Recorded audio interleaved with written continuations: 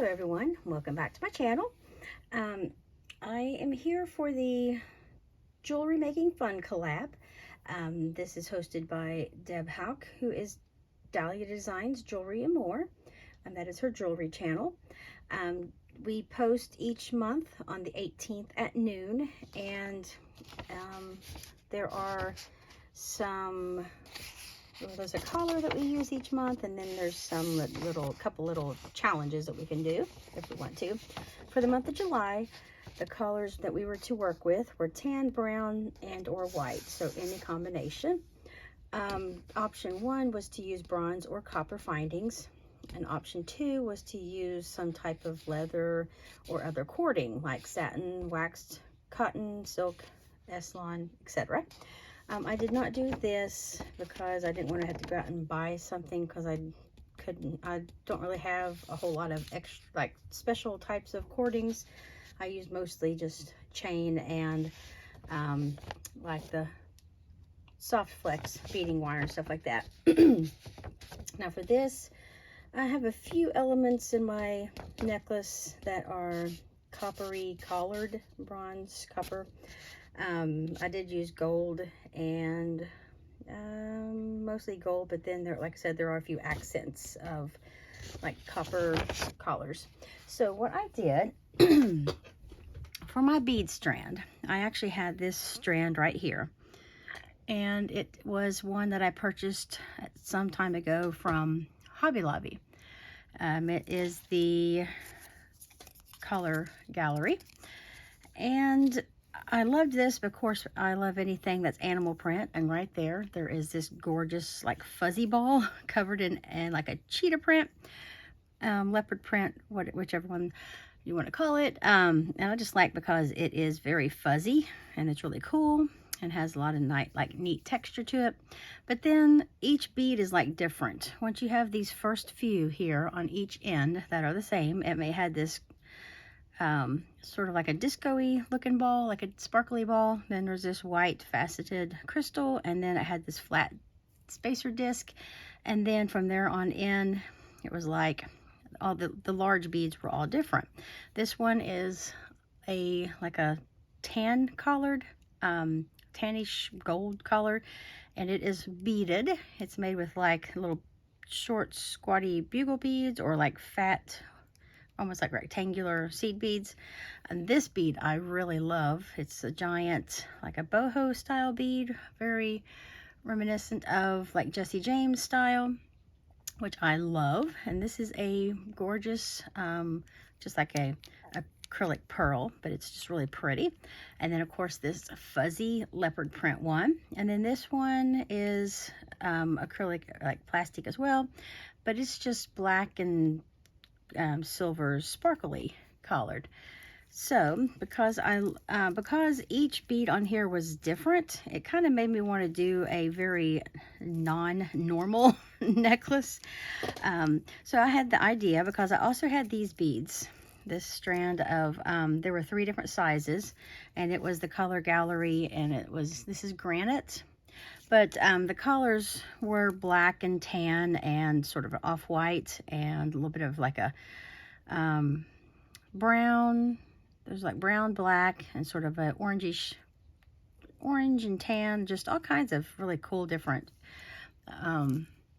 hues in it. And I thought it went really well with the beads. I mean, there you go. You can see the colors match really well. And so I knew I wanted to have all 3 of these on here, and so I made them like a 3 strand. I have this one in the middle, which is I just use all of the large ones separated by bead caps around each large bead, and then just a small spacer, like gold spacer, in the middle. And then I made the same length for each strand. The medium-sized, I believe these are like 4, 6, and 8 millimeters. Well, the medium-sized one, I just did the bead and then a spacer and bead spacer all the way down to the end, and then I just did enough of these little tiny spacers on the end to make the right length. And then I took the tiniest one And I just did a pattern of 5 of those beads, and then 3 spacers in between. So 5 and 3, 5 and 3, 5 and 3. And I did not even plan that out. I didn't count or anything. I ended up having like practically, I think I had 1 left of this medium-sized one, or maybe 2. 1 of the big ones, and then I think 1 or 2 of the tiny ones. So I got that pretty close. I was just stringing it along, and halfway through I was like, I didn't even count these, so I hope I have enough. And it actually ended up being about perfect. So that is what this section looks like. And I just took all 3 strands, and I took a piece of wire, 20 gauge wire.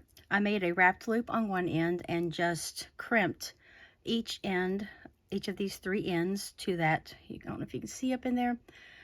These are all crimped to the inside of that wrapped loop. And then I just pulled it through this really cool, like fluted end cap or cone, end cone. I'm not sure what they're called. Like a bead cap, bead cone, something like that. And then just did another wrap on the outside on this end. And that's what I used to attach this really big, chunky lobster clasp to. And this is like an antique gold. The chain is a brighter gold, and I did use 2 strands or 2 pieces of this gold chain, and I went with my little bit chunkier links, like chain link. And then I just for this piece here, I just put it on some beading wire and crimped right onto the end of both pieces of chain.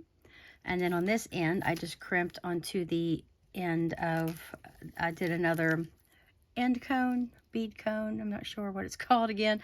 And I just did the crimp right onto that. And then I found this cute little angel in my stash. And this is copper collared, so I guess that's a finding. So I did get my copper in there.